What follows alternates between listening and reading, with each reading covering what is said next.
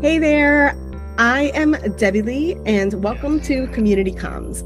I spend my days helping organizations grow through strategic communications. But the real secret that I've learned behind great communications is community. So, in this series, I'm spotlighting leaders who are building powerful communities and asking them 10 questions in hopefully 10 minutes about what they've learned along the way. If you know me, you know I love a good side quest in a conversation. So the 10 minutes thing is probably going to be a little bit hard for us to stick to. But I am so excited to share today's guest with you. So let's dive in.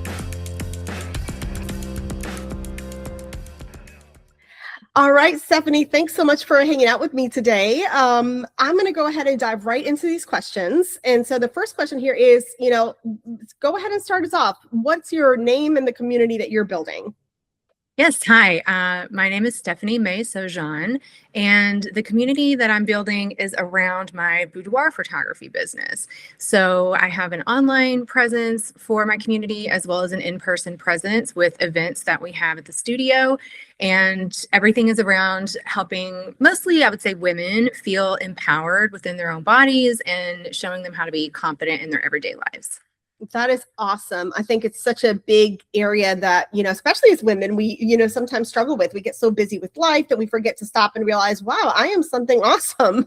And I love that your work, that's something I've really loved as I followed you for a few years now, just kind of seeing how you bring that out of women. And just curious here, like, what is something that you think like pulled you into this work? Was there like a moment or something that happened that made you think, wow, this really does matter?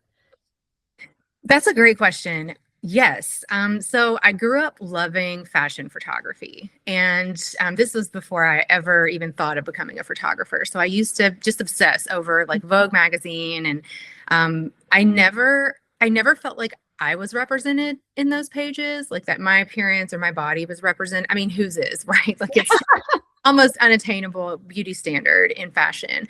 And so later in life, when I decided to pick up a camera, I initially started by just photographing my friends, like my lady friends, and we would put, kind of costumes on. And this was before boudoir photography was ever even a genre. So this was, in the mid-aughts. And when I would be showing them the pictures later, I would notice that they would say things like, "Oh, I hate the way my chin looks in that photo. Don't use that." Or, "Oh, my arms look fat here." Or, "I hate my stomach." And I just realized, like, I don't see that. What they were seeing as their perceived imperfections, I was not seeing that. And it took me a while to figure out how to even get the language around how to describe what that means to look at an image and to pick yourself apart, but how to get to a place where you can look at an image and not pick yourself apart, right? Like, how do you get from one place to the other? And it truly is about just shifting the way that we think about ourselves, and imagery, and in particular, like glamour photography, where we take lighting, posing, hair and makeup, styling, set design, maybe even storytelling, and we bundle that all together for people so that they can see themselves in literally a different light. So when I started to make that connection early on in my career and seeing the effect that glamour could have on somebody's confidence, that's kind of what pushed me further into doing this. That's awesome. I think it's again, it's so like you get so busy as a woman, you're doing life and you forget to kind of stop and take those moments. And people talk all the time about self-care, but we don't talk about like this. Yeah, sure, do the masks, do whatever, you get the massages, all those things. But like sometimes having something to walk away from that for those moments that you don't feel like you're at your best. Like, I can look at this is actually me. And I can feel good about this later on when I'm maybe in my pajamas hanging out at home. Exactly. Or, 10, 20, 30 years from now, when you look back and you realize how gorgeous you are, but also were, and maybe didn't realize it at the time. And so that's the beauty. I've been doing this for almost 20 years, and I can look back at self-portraits that I took 20 years ago when I was in my late 20s And I just had no idea, the youth that I had or the beauty that I had back then. And so it's such a gift to be able to have those images to look back on and to gain that appreciation, sort of like from the past into the future a little bit. Oh, definitely. And so like when we talk about community, I know you mentioned that you have, and I'm gonna dig a little bit here because I know you mentioned that you kind of like you serve primarily women. And it's kind of like built around your business. But I know like when one of the first times that I really had an opportunity to kind of see what you do was when you were kind of doing a presentation on like loving yourself.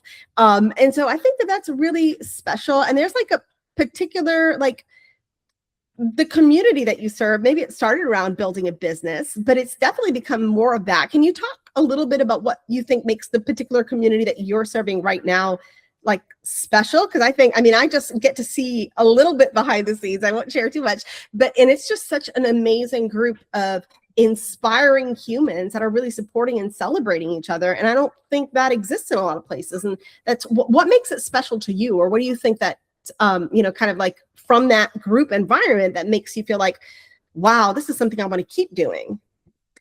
Yeah. So my online Facebook group, Law Photography Suite, has been around for over 10 years now. So I was kind of an early adopter of the Facebook group for my business. And one of the things that I think makes it really special and that really kind of sets it apart is the diversity in my group. And so there are women in my group and non-binary people as well, who are from all walks of life, from all areas of the country, all different types of careers and backgrounds.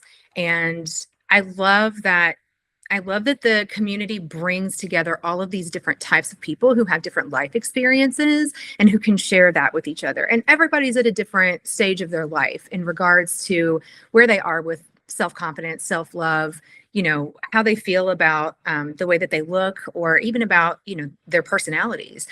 So the group kind of it allows people to see like, oh, this person has clearly been doing the work towards becoming more confident. And here's what they're saying.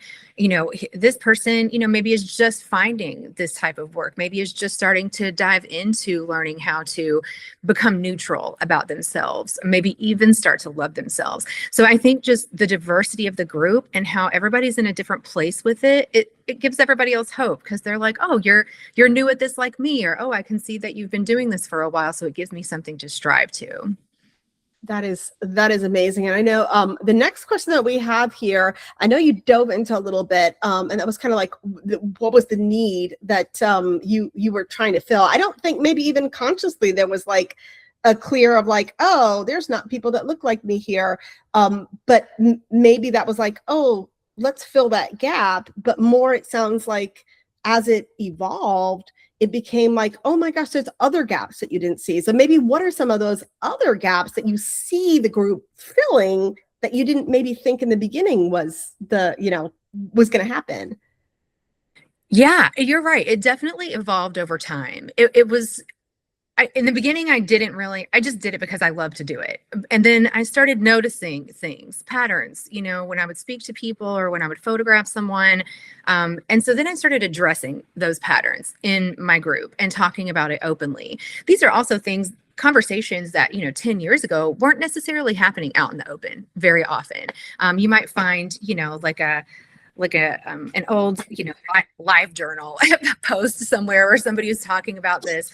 So I think to be able to provide a platform for myself to be able to share with people what I've learned and what I see with these patterns and how I think we can work with ourselves, to become more confident, but also allowing other people to speak and other people to come in and help support and share their journey and share their experience has been really unique. Yeah, I think that's the most beautiful thing that I have seen, just kind of like, again, like peeking from behind the shades there and like seeing is like, this is just such a beautiful community of people that really want to support each other. And I see that too is like, like you can come from any different walk of life and still feel that need to feel to feel beautiful and to feel valued. And I love that that kind of gives a space for people to dive into that, because even in this year of 2026, we still, especially as women, struggle with that. And so I love that there's that safe place, because I think a lot, like communities, the beautiful thing about your community specifically is creating safe space for women to share, not just, oh, I feel beautiful, but also like, geez, I don't really feel like these, I look that great today, and then seeing all that come up, like, what are you talking about? You're gorgeous, and all these other pieces, which, sometimes you need that little a dopamine boost, and you pop in there and you're like, oh my gosh, like, this is amazing. So it's not just now, oh, I took some pictures and I can look back at them later, but it's like I'm part of a community of amazing human beings that are really doing this. So I think that's one of the things that I personally think is just so beautiful. And speaking on that topic, like, I see so much engagement in your group from your community. And these are people really like all around the country. So it's not like one particular time zone or what's one thing that you think has really helped your community to stay engaged over the last 10 years that you've been running this? That's interesting to talk about. I feel like running the Facebook group is it's a big part of my job. I put a lot of intention into it. And because I intentionally ask engaging questions, of course, I'm posting my work and educating people about my business and giving them, information on what to expect when they come to do a session with me.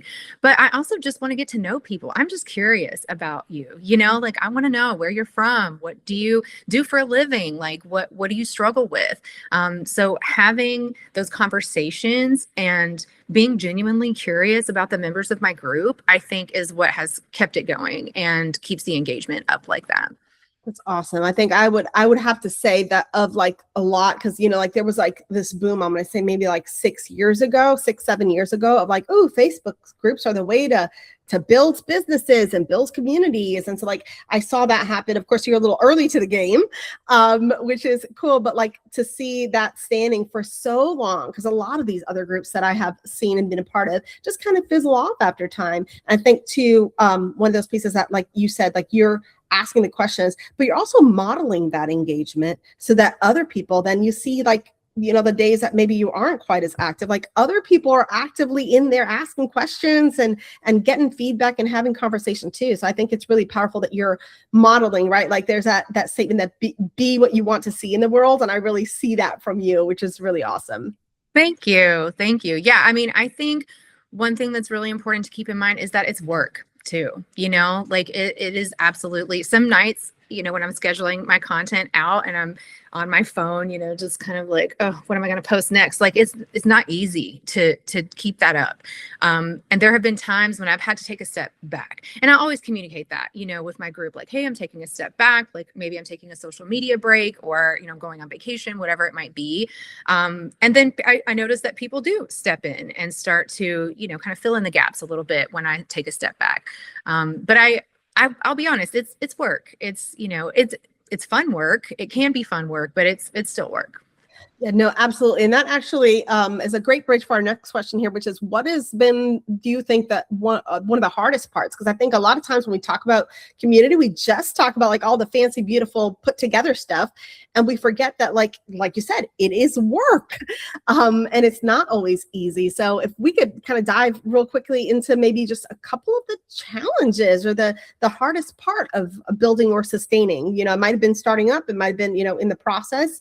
What are those maybe complex things that were like, ooh, I didn't expect that to come, or something that you've learned along the way?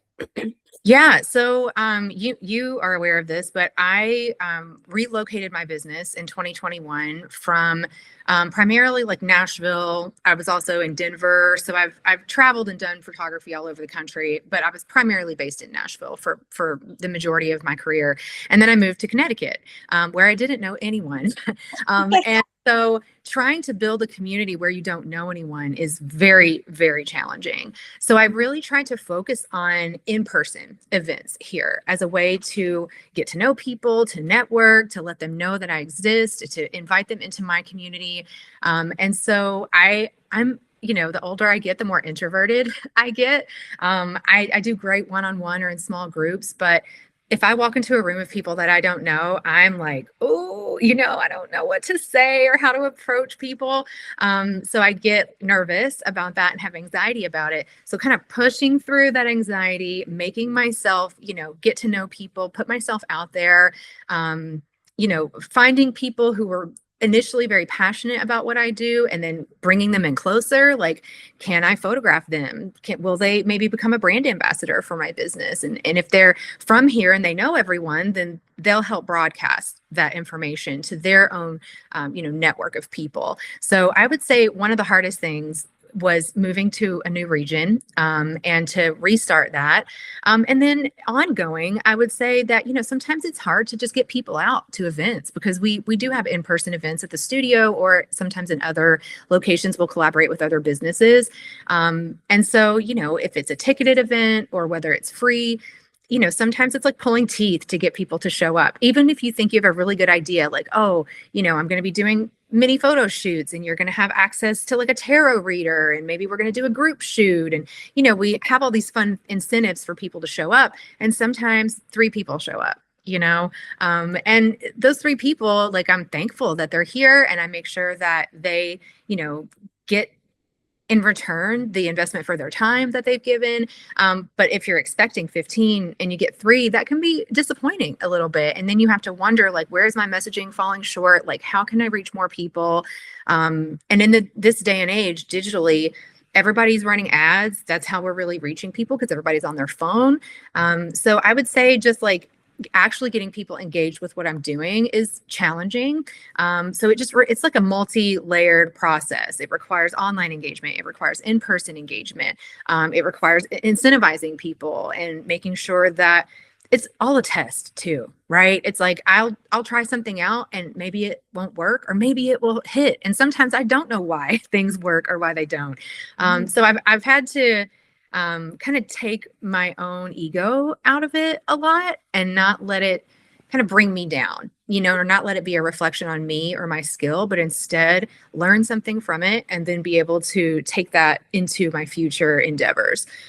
So that was a long answer to your question, but I think it's multi-layered. Yeah, no, definitely. And I think there's a couple of things that you said that are huge that I think could really like benefit people because if they kind of slow down and listen to it, right? Because you said first, right, like you made a huge leap to leave what you knew and to go into somewhere new and continue building a business. And of course, having some of that community that's connected because you do travel the United States. I mean, I've seen you had shoots, like on beaches and then there in Connecticut. And then, like you're back in Nashville or you're doing shoots in, I think there was one time you did a shoot in Louisiana. And I was like, yes.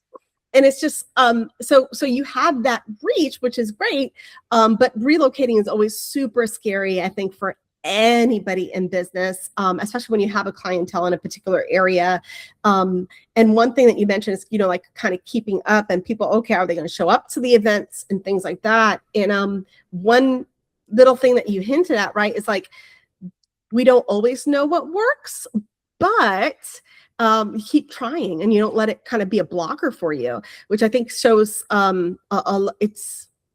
I think that's where we a lot of times when we're trying to build community, we fail or we fall, is that like it gets a little too hard and they're like, oh, maybe this is not meant to be. I'll just give up, or I'll just go back to the same way everybody else does this.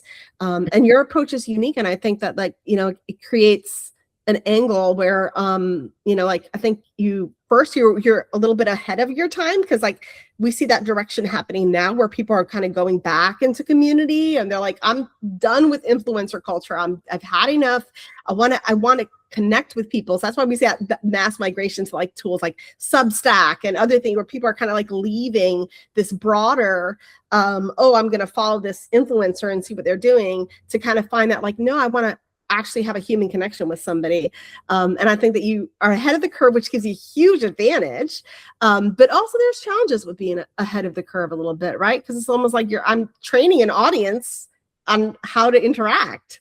And always challenging. And sometimes, like you said, there's hit or miss, and in different areas, right? Like the way the community interacts in Nashville is so vastly different. Having lived in Connecticut as well myself, Connecticut is a different animal, right? Like, so it's like, okay, now you have to learn how people interact there. And even though we all have the same core needs as human beings around the world, like there's a different vibe there. And so, I mean, kudos to you for really digging in and making it happen, because seeing all your success and how many times you're like, oh, this session is all booked up. Like that is just, I mean, for those who are listening, if you even think for 2 seconds you want to get a session with Stephanie, you better get booked now, because like as soon as she drops things, within hours, sometimes they're booked up. So, but it's a testament to that, that effort of like try and keep trying and take yourself out of it too, and like kind of look at it from that analytical lens versus taking everything personally of like, oh, I called that person and they never showed up, right? Like,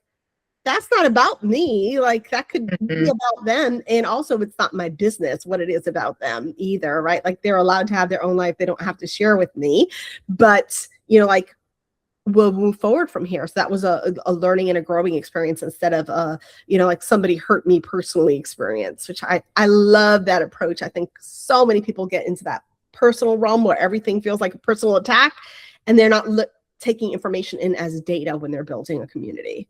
That's so important. And I feel like just by being in this business for 2 decades, that's something that I had to learn how to let go of. I had to let go of taking things personally. And that's been like a life lesson in general, not just with business, but in my own personal life as well, about not taking things personally, about how to separate myself from that, and to see it as an experiment, and to gather data, and then to compile that, look at it and say, okay, let's try this other thing next and see if this works. It can be very analytical, and I find that I have to remove my emotion from it, but that feels very healthy too, because then I don't feel as, upset or devastated if the outcome isn't necessarily what I hoped it would be.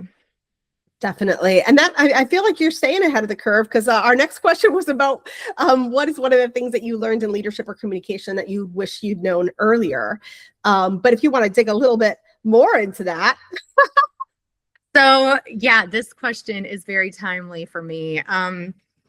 I think that one of the things that I wish I had known earlier, that seems very obvious when you say it out loud, because this is just part of being a human being, but I didn't understand how it could affect my business or my community building, was that not everybody is going to get along, right? Like some people are just not going to like each other, and there's nothing I can do about that.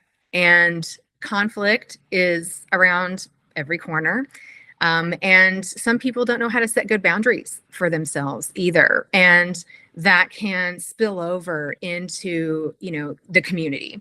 And it can also spill over into like your work environment as well. Like if you're, working with employees or contractors and you have conflict between them, or whether it's, like you have people who are showing up to your events, but one person has a history with this person, they don't like each other. And then this person's not going to come to any more of my events if that person shows, so like understanding that that's going to happen, and that I don't have a lot of control over it. The only thing I really have control over are my own boundaries, and understanding what it means to make a safe space for people. You kind of touched on this earlier. My number one goal in life is to make safe spaces for people. If I can't, and of course I can't keep everybody safe, that's not realistic. But I can do my best and try to have the boundaries in place so that when people are in my space, in my studio, at my events, that they feel listened to, that they feel cared for, and that they feel as safe as I can help them feel. But you can't fix everybody's problems, and you can't make everybody happy. And sometimes people are just not going to get along. And at that time, they either need to set their own boundaries, and I have to respect those, of course, or sometimes I have to set a boundary to, prevent conflict from happening in the future. So that's something that I've been dealing with lately in my business, and it's been challenging and that's really. Yeah. Ooh, that is definitely a tough one. I think like that, what you said is like, like that sometimes there's nothing we can do about it. And I think human nature a little bit is for us to kind of like want to be fixers and say, "Ooh, well, let's, like all get along and be happy." And we're going to, like some things don't want to be fixed. Some people don't want to be fixed. And also it's not always our responsibility. Like there's always that personal responsibility somebody carries to resolve something when they're ready. But that doesn't mean that you have to allow bad behavior, which is, I think, why you're so good at creating safe spaces, is because you create those boundaries. And it's like, okay, great. Like this boundary, I'm glad that it helped you right now, but there may be a time when you don't like it, because the boundary applies to everyone. It doesn't just apply to who we like or don't like. Exactly. Mm-hmm.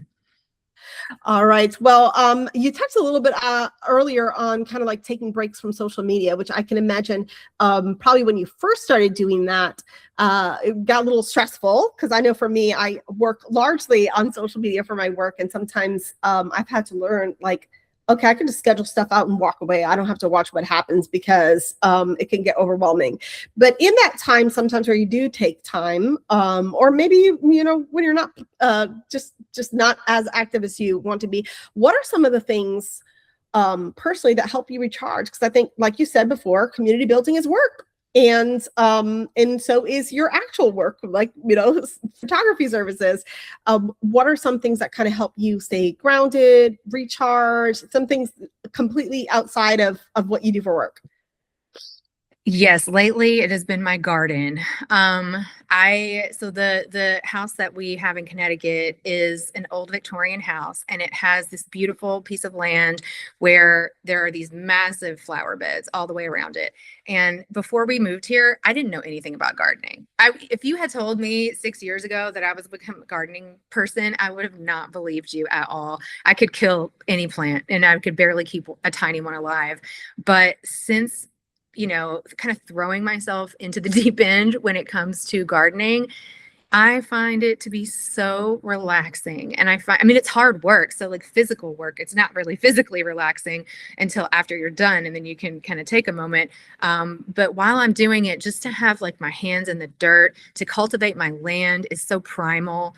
It really taps into some kind of deep thing within me that I didn't even know existed. And so the winter can be really hard because it's just so desolate out there. But right now my garden is in full, growth mode. Everything is green. Everything is coming back. I'm planting new things. I'm, learning more about designing the garden.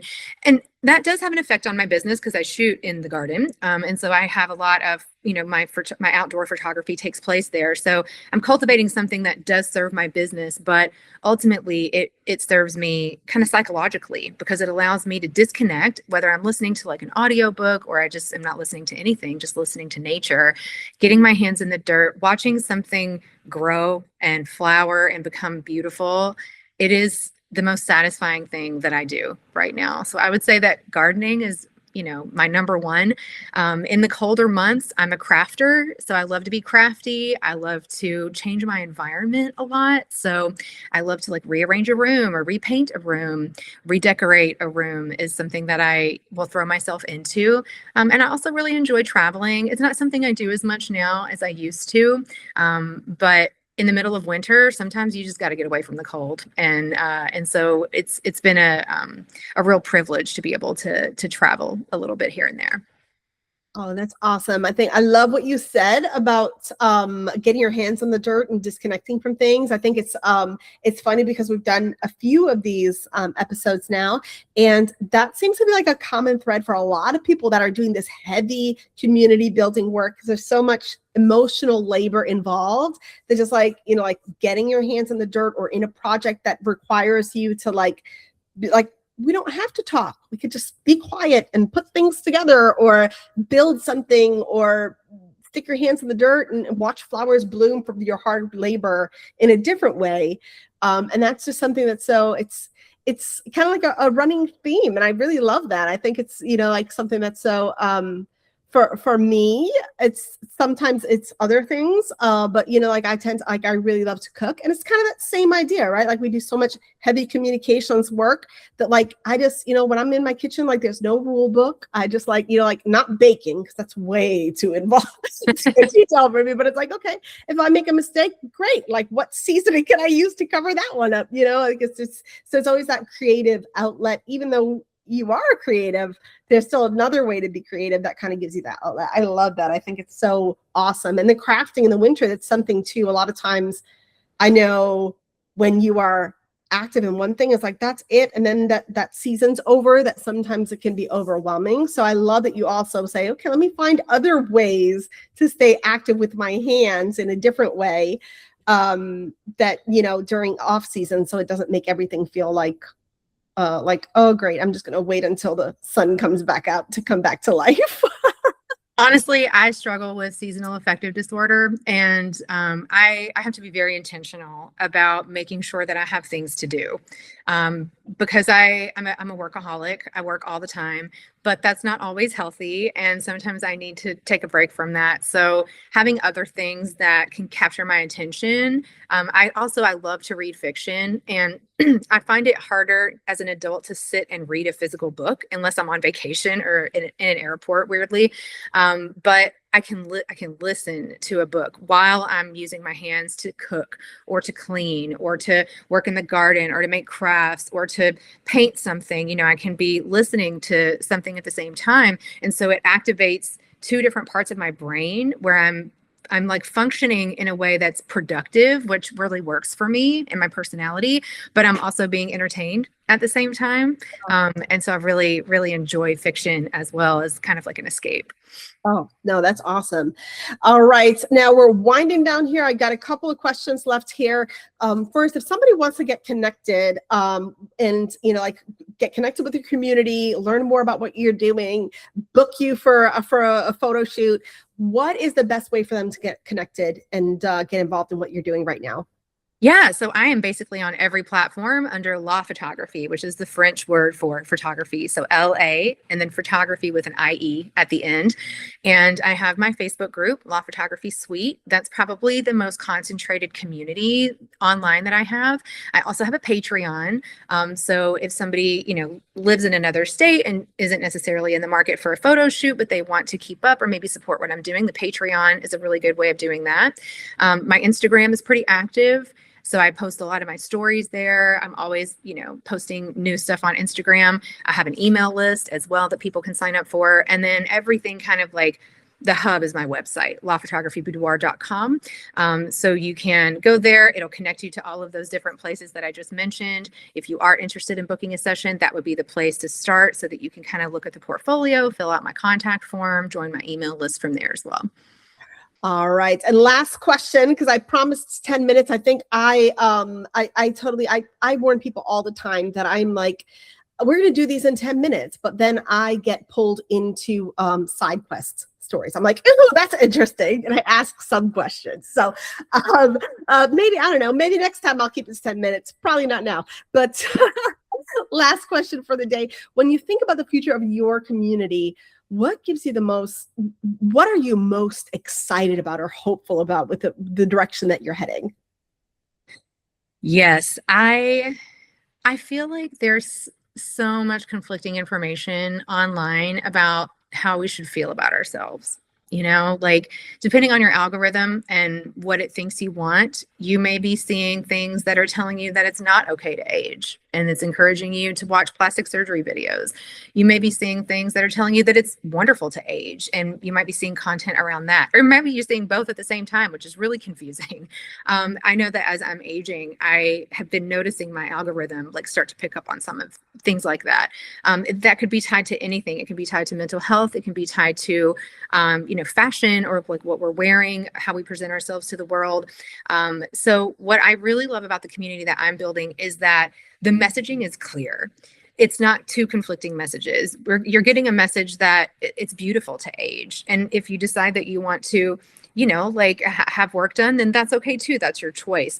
The community that I'm building gives people agency over themselves. So whether they want to change the way that they look or whether they want to embrace the way that they look or maybe both, my community is going to encourage them in doing that. So while everything out here can feel very noisy sometimes and just a lot to deal with and conflicting, like we're all taking in way too much information every single day anyway, my community helps shrink that down into a little bit of a predictable space so that you know when you're around me, when you come to one of my events, if you do a session with me, if you're in my online group, that the messaging that you're going to get is very consistent instead of contradictory. And I think that that's really helpful in today's world because it's exhausting to live in today's world. And I just want to make it easier for people to fall in love with themselves. And so everything that I talk about and everything that I do is really geared toward that.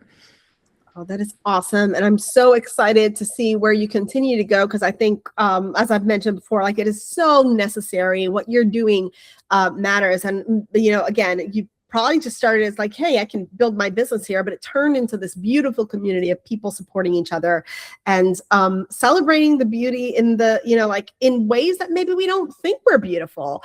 And so I just love that and giving space. I love too what you just said about giving people agency because sure, you want to go get a facelift or a Botox, like live your best life, love it, you know, like, but you know, like just because I think a lot of people are like, oh, I tried something. Now everybody else should do what I did. And I love that you're creating space to make it okay for you to say, I'm so happy that that worked for you. And for you, that's you choosing to age gracefully and embrace your grays and like more power to you. Like that's beautiful too. Like we can choose how we want to be beautiful. I think that's so awesome. And I can't wait to see what's next for you because I know there's, you know, like so much ahead. I mean, 10 years in, but I can't see you slowing down anytime soon. So I know we'll definitely be hearing more from you in the future. I want to thank you so much for hanging out with me today. And of course, I'm going to go ahead and make sure all your links are in the caption here so that anybody who wants to get connected to you will. But you know, thanks for sharing your work and what you do. It matters. And I'm so happy that you took the time to hang out with us at Community Comms and share that with us. Thank you so much, Debbie. This was a pleasure. I'm so honored that you decided to, you know, include me in this. And I'm really excited to, you know, see the final product and hopefully get to know some more people. All right. Well, thank you so much, everyone that's watching, and everybody have a great rest of your day. Take care.